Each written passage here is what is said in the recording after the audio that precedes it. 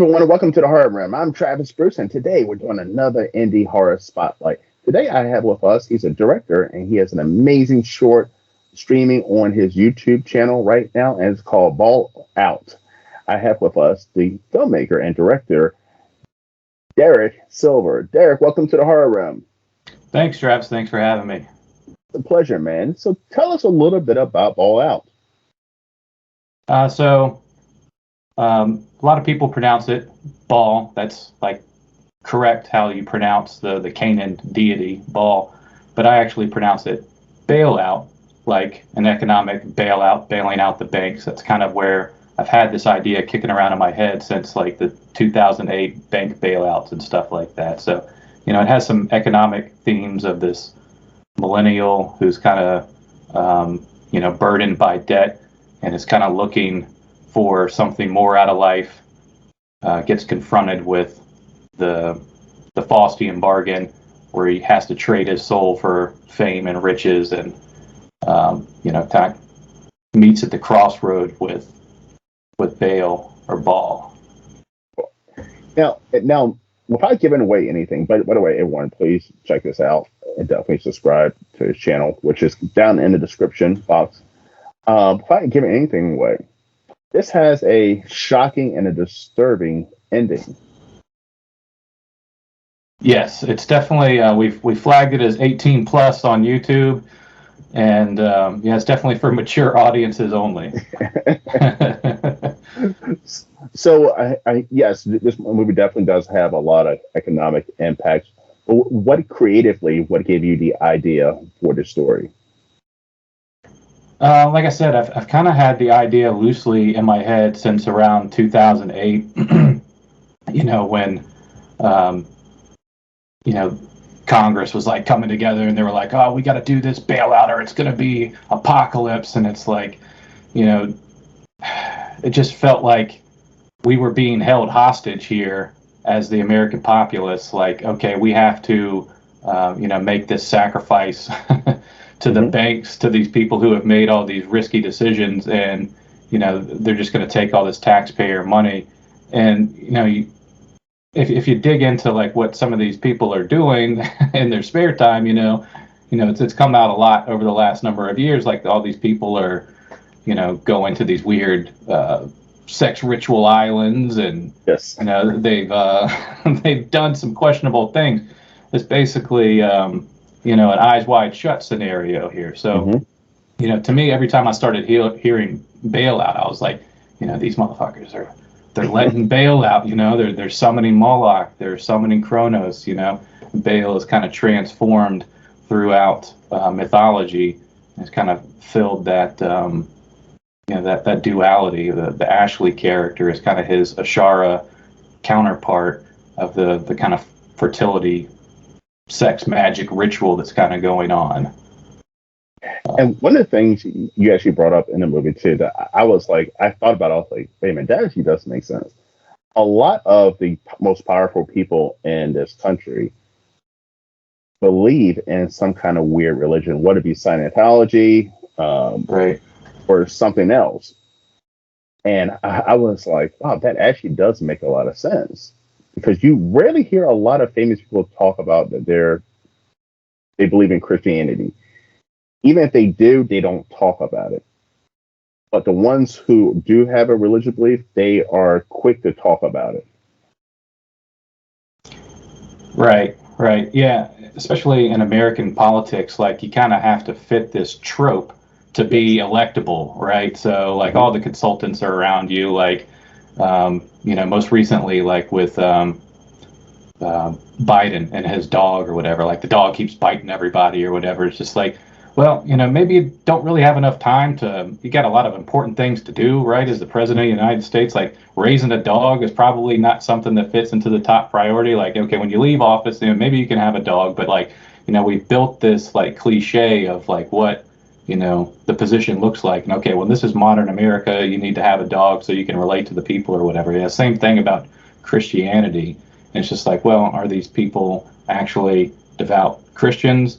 A lot of these people, if you remember back, this was kind of around the time of the bailouts with Bush and Kerry and the "Don't Tase Me, Bro."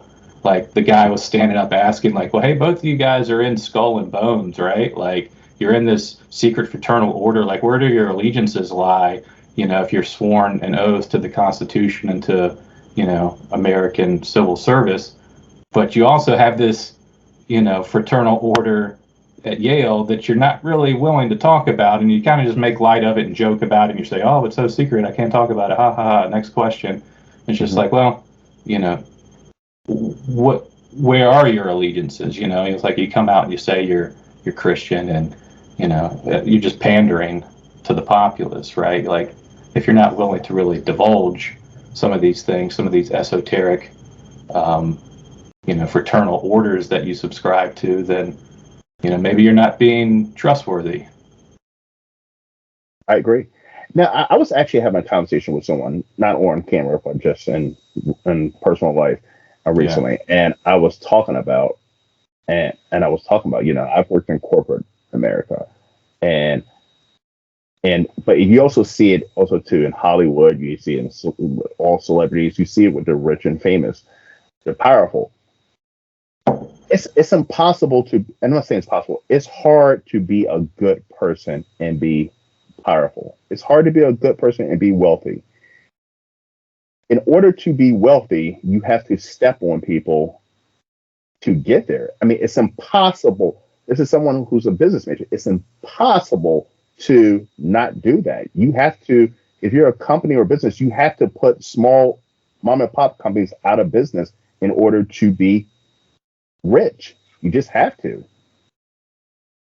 Yeah, I think you're right. And I think on the path to, you know, being rich and famous through different venues like celebrities, musical artists, and stuff, you know, they lose a lot of the creative control over their music. Yeah, obviously, they're talented. You know, that's what got them in the door.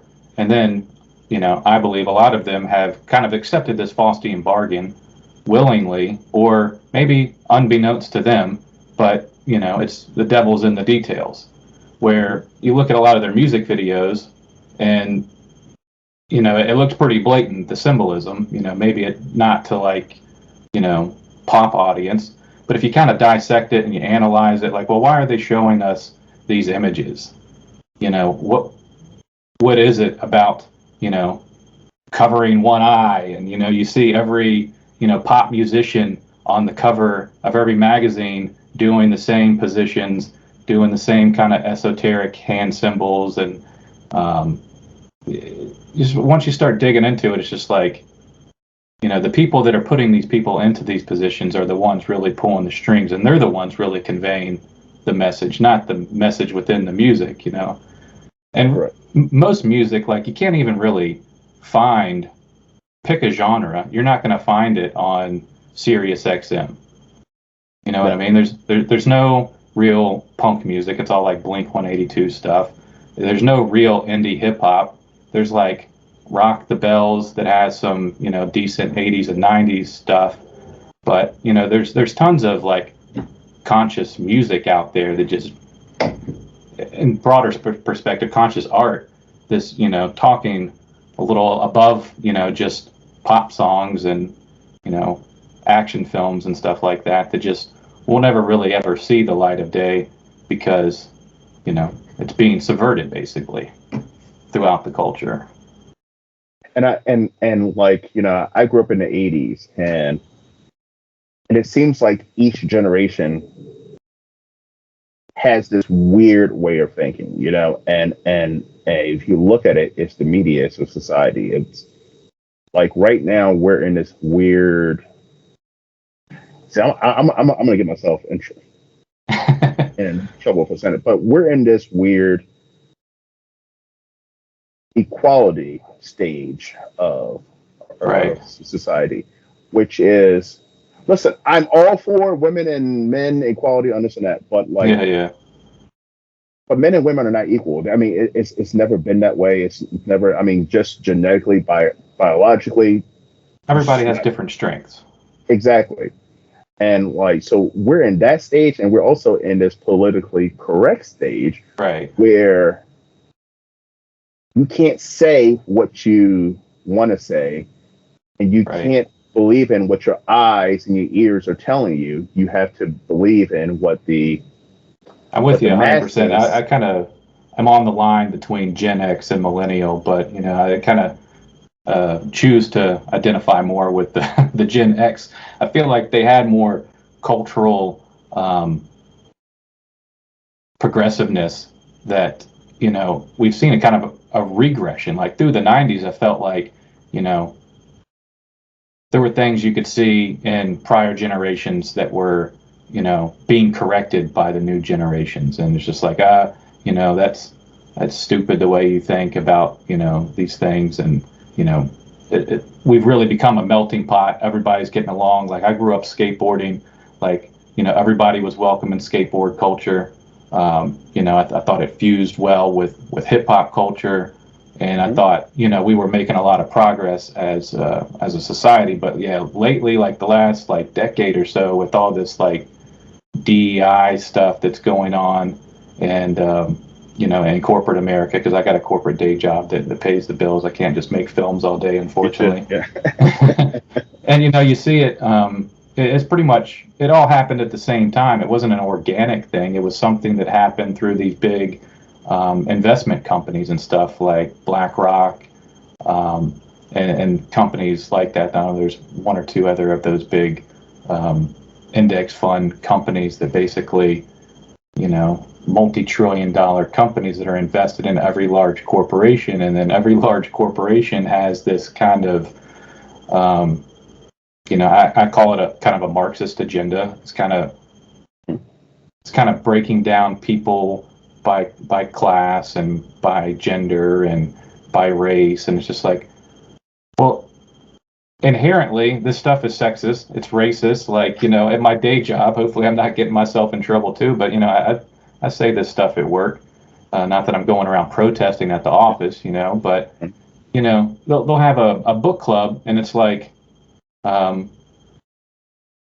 like a woman book club or a black book club or something. It's just like, well, it sounds like something I might want to read. If you didn't stamp it with like who's running it or who's invited, then maybe I would attend. But now I feel like I'm not included, So it's just like, well, you're not really, the I piece of the inclusivity of the DEI thing isn't really working when you're putting all these stamps of like who's allowed and who's not allowed or who it's for. It's just like, if you just put it out there, isn't this the way we were organically behaving? You kind of shun the bad behavior and you praise the good behavior, and we just move forward. You don't need all these labels, and everything doesn't need to be in some type of category.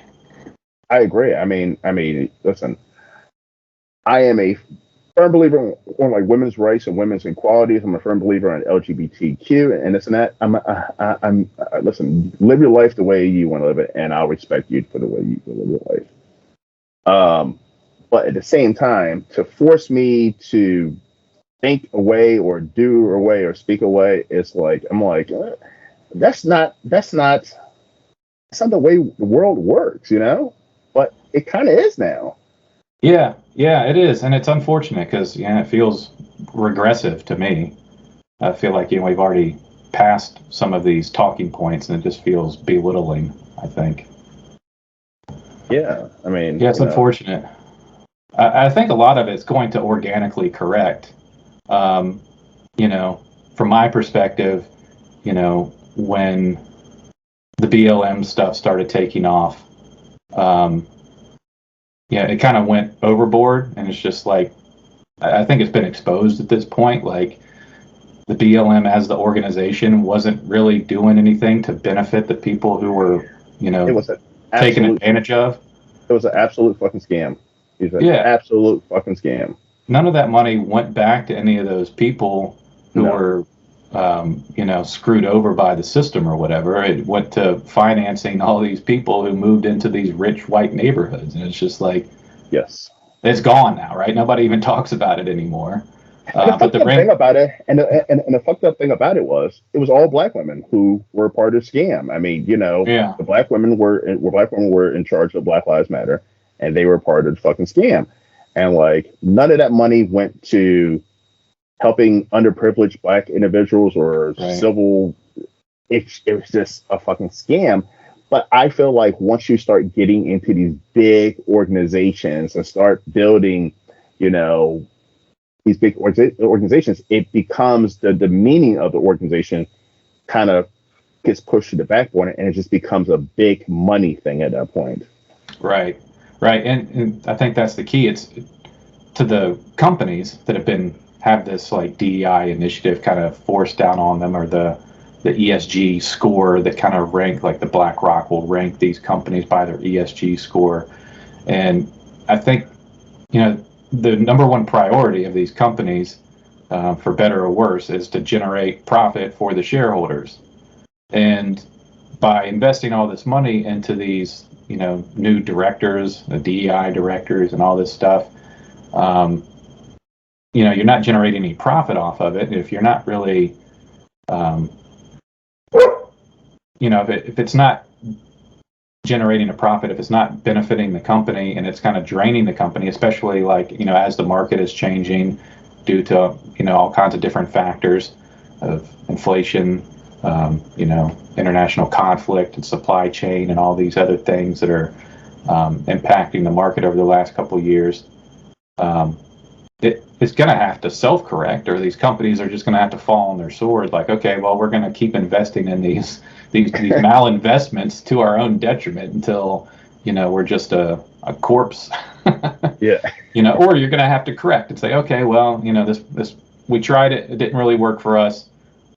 We're going to go a different direction and, you know, reorg the executive piece of the company or whatever.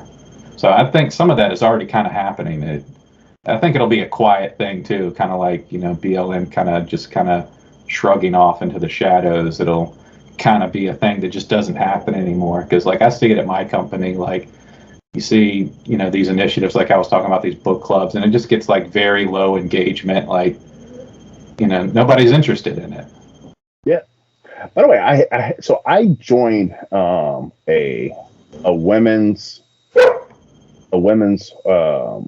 horror book club on YouTube, and Okay. I was like, this is because I interview a lot of women horror authors. I was like, oh, this is a great way for me to, you know, Branch promote out. women horror authors, and like, but they like, I made a post, you know, promoting a woman author I interviewed. I promoted her work, and they like took it down, and they like kicked me out. They said, "Well, you can't make a post because you're a man," and I'm like, "Okay, but I'm promoting. I'm not promoting my well. I'm not promoting my channel. I'm promoting another woman horror author." And like, I was like, I don't get that. Like, I'm on your Right. team. I'm helping you. Right. Exactly. It's kind of bewildering. I've heard a lot of these stories too from, you know, other people, part of the cast and crew of Bailout have similar stories. You know, I don't want to share anybody else's personal stories, but, you know, it's unfortunate. You know, it's just like, it's basically, you know, if you don't identify the way that we expect you to identify as part of the community, then, you know, you're kind of ostracized. You know, like, I don't know if I want to go down that road necessarily. It's not really my story to tell anyway. So, Okay. but I understand exactly what you're saying. It's just, Yeah. you know, and especially if that happens to you once, it's like, well, I'm not going to try it again. It's just like, well, I was trying to give you a platform and offer something of to contribute to this, you know, women's book club or whatever. I'm on the team. I'm on your team, you know, and Right. like, okay, but let's shoot out to Bell Out real quick. Did you Okay. ever think about making it? Were your intentions to make it so short, or were you, or did you ever think yourself, well, I wonder what this will look like as a feature length? No, not necessarily. I do have some ideas and concepts and outlines and stuff for features, but not specifically with Bailout. Basically, my approach has been to just kind of incrementally increase in different departments and improve the production value kind of each film as I go. So if you watch Succubi Scry was the first film where we started putting it into film festivals. It was 4.5 minutes long. Jessica Felice was in that film as well, and another actor, Connor Marsh. It was just two actors, one room, and it was very visual effects heavy. It's my business partner, Joe Rackley. I went to film school for visual effects, and it was kind of a showcase of his abilities and stuff there. But very basic in terms of the story and the characters. And then we made a quarantine film shortly after that called Third Wave. We added some more locations. We did a lot more stabilization shots, more action, gunfights, and stuff like that. Right. And then with Bailout, yeah, it was a quarantine film too. So it was like going on. We weren't really doing a lot of casting or anything because of COVID and everything. So it was like, what can we do with what we have? But then when it came to shoot Bailout, it's like, want to bring somebody in for the cinematography department so we can, get away from being behind the camera and trying to direct and, art direct and manage props and manage wardrobe, because, it's just a couple of us basically running the production. So, that was one thing where we kind of improved on. We brought in Sean Anthony, who works closely with Jessica Felice, and we had met him through Succubi Scry. This was our first time working together, so we knew we wanted to improve in the cinematography department, and we hired an illustrator for the poster, Ian Postley. We met him at the Ocean City Film Festival, and he's done all their posters, and he's just a really great illustrator. He's got exhibits at the Art League in Ocean City, and really down-to-earth guy, easy to work with. Came up with a really awesome poster. Worked with Brave New World, the band who made the title song Bailout that you hear over the credits. Nice. To add that extra layer. And then we worked in a little bit more locations, a little bit longer runtime, so not trying to overextend ourselves, especially with such a small crew of going, all the way for a feature. Just like, okay, let's, incrementally build upon what we're doing well, and, try to improve on areas where we think there's area for improvement. So that was kind of the mindset of just, take what we've done and build upon it just incrementally. Now, how important is, because I have a lot of new indie filmmakers who actually watch my channel, and some who are just starting off. How important is it as a indie filmmaker to have that core group with you? You talking about not wanting to wear as many hats. How important it is to have certain individuals to delegate certain assignments to? It's critical. I mean, it's a team sport. You're going to rely on, other people to get it all done, and you can't do it all yourself. But you're going to have to do a lot yourself. If you're doing it the indie route, you're going to be wearing a lot of hats, and it's going to cause a lot of anxiety. That's another reason. Imagine. Another thing we did this time for the first time was a fundraiser to help supplement the cost of the film, and trying to manage that while like nailing down the last month of pre-production logistics going into production weekend. When you have people flying in and you're trying to coordinate with the actors and the locations, and the location fell through like just 2 or 3 weeks before production, and like trying to deal with all that, and like trying to keep up like the public relations piece of the fundraiser and everything. It's and do your day job, right? It's just like, well, I still got to do what pays the bills first and foremost, and then whatever time's left is time I'll dedicate to this project. So it's definitely going to wear you thin at points.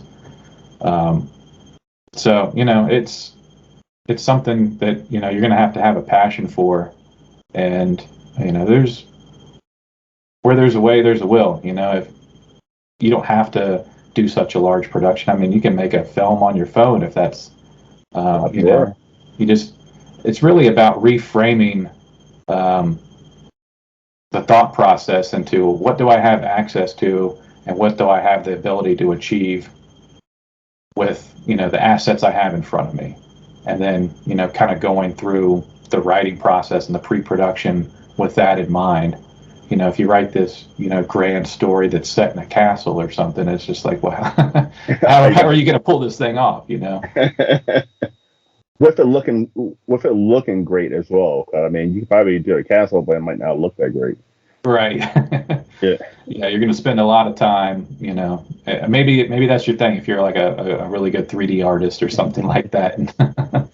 But, you just got to kind of reframe the perspective into what can I do and what can I control. And you really have to be your own producer. If you're waiting for somebody else to kind of come along and help you get across the finish line, that day is just never going to come.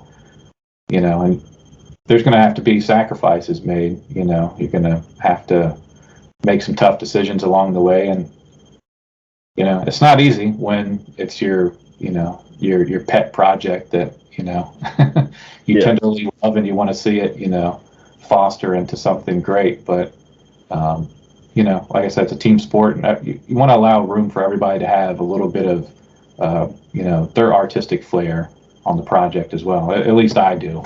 I want to leave a little bit of room for everybody to kind of bring something to the table and, make their role or, whether it's a cast or a crew member, have room for their input and their touch as well. That's good to hear. Now, Derek, where can everyone find you, my friend? So right now you can find us primarily on our YouTube channel, Cave House Studios. There's also a Cave House Studios Instagram or my personal Instagram, Diesel de la Cave. So that's primarily it. You'll see us some other places, but if you want to keep up to date with what's going on a more regular basis, Instagram or YouTube is the place to find us. Well, go down in the description, everyone. The link to the YouTube is down there. Make sure to check out hit that like and that subscribe button as well to their channel. Derek, it's been an absolute pleasure having you on, man. Listen, you're more than welcome to come on anytime. Appreciate that. Likewise. Thanks for having me.